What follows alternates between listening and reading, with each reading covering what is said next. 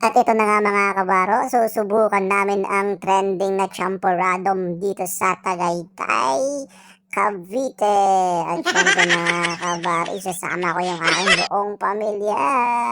At ito na nga mga kabaro, on the way to Tagaytay na kami dito sa Damgo Coffee and Restaurant. Syempre pagdating kami mga kabaro, maraming taong nakapila, pumasok muna ako at humingi ng number namin. At syempre dito kami muna sa labas mga kabaro aantay. Medyo umaambon mga kabaro pagpunta namin pero mabuti at tumila na rin.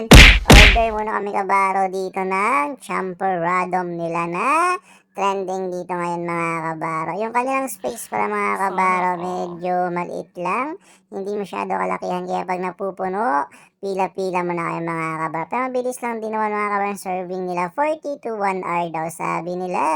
At syempre mga kabaro, dumating na yung order namin na champurrado.